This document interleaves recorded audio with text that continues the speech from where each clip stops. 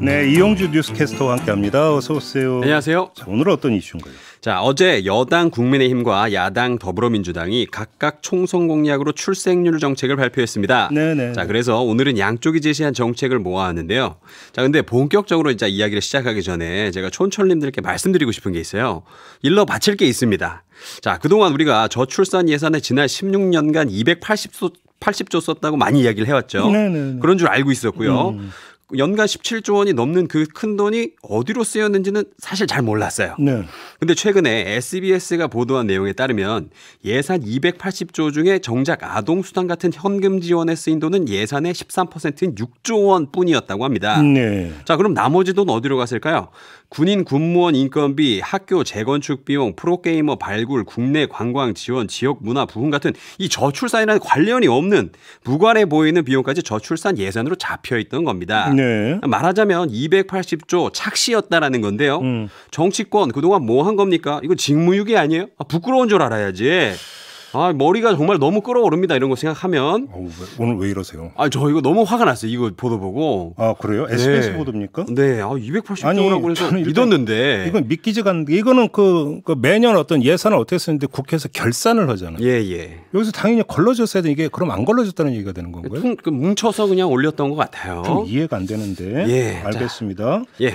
자, 아무튼 이제 어제 두 당이 발표한 저출산 대책. 예. 어떤 정책이었습니까? 자, 먼저 야당 더불어민주당의 총선 4호 공약인 저출생 종합 대책입니다. 네. 크게 주거, 자산, 돌봄, 일, 가정, 양립 이렇게 네 가지 카테고리로 구성이 되어 있는데요. 네. 주거 정책으로는 출생 자녀 수에 따른 주택 차등 제공안을 제시했습니다. 2자녀 출생 시 24평형, 3자녀 출생 시 33평형의 분양 전환 공공 임대를 제공하는 방안입니다. 네. 신혼부부 주거 지원 대상은 현행 7년 차에서 10년 차까지로 확대했고요. 이게 이제 주거 분야고. 예, 맞습니다. 그러면 자산 분야는? 자산은요, 결혼, 출산, 양육 드림 패키지라 명명한 정책을 제시했습니다. 네. 우선 결혼 시 소득 자산과 무관하게 모든 신혼부부에게 가구당 10년 만기 1억 원 대출을 지원합니다. 이후 출생 자녀 수에 따라서 원리금을 차등 감면한다는데요.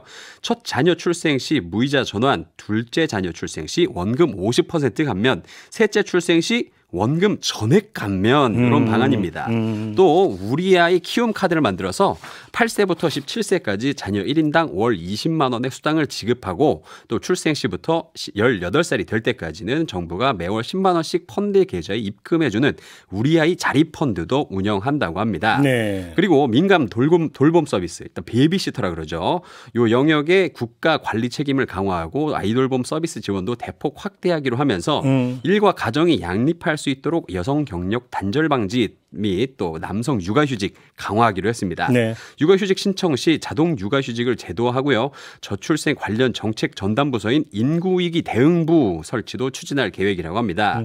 이렇게 종합 대책 추진하는데 연간 약 28조 원 재원이 투입될 것이라고 민주당 추산했습니다. 그럼 국민의힘 공약은 어떤 겁니까? 자, 국민의힘은요, 총선 1호 공약인 일 가족 모두 행복이었는데요.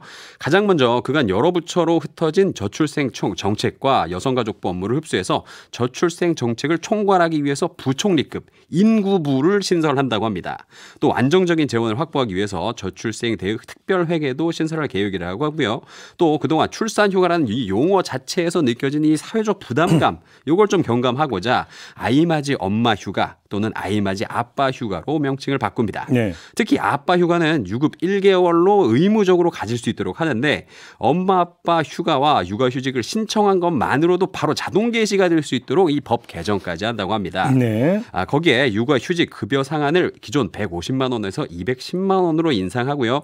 또 사후 지급금 제도 즉각 폐지됩니다. 그리고 초등학교 3학년 자녀까지 부모가 연 5일 자녀 돌봄 휴가를 가질 수 있게 신설하고요. 임신 중에도 배우자 또한 육아휴직을 사용할 수 있습니다. 근데 육아휴직 좋은데 이게 좀 대기업하고 중소기업하고 좀 약간 분위기가 다르잖아요. 사실 그렇죠. 예. 그 대체 인력으로 채용된 근로자에 대해 인센티브를 지급하고 지금 중소기업입니다. 육아휴직 동료의 업무 대행 업무 대행 수당으로 지급하는 동료 수당 요거 신설하기로 했습니다. 네. 대체 인력을 확보하지 못해서 업무가 동료에게 이 가중되는 부담을 완화하겠다는 취지인데요. 대체 인력 지원금도 현행 80만 원에서 160만 원으로 경력 단절자 등을 대체 인력으로 채용할 시 지원금을 240만 원까지 올리기로 했습니다.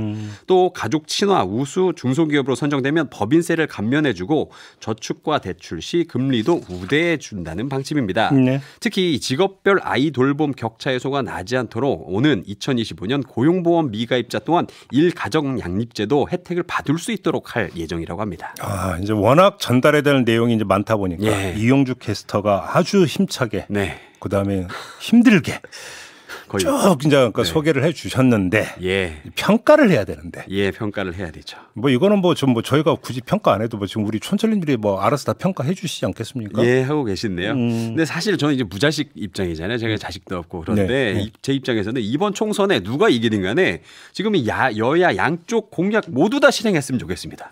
왜냐하면 지금 전쟁 중이라 생각하면 못할 것도 없지 않습니까? 전쟁 중에 모든 물자 아끼지 말아야죠. 저출생 더 이상 이 정치인들에게만 맡겨둘 수 있는 수준을 벗어난 것 같습니다. 진짜 위기인데요.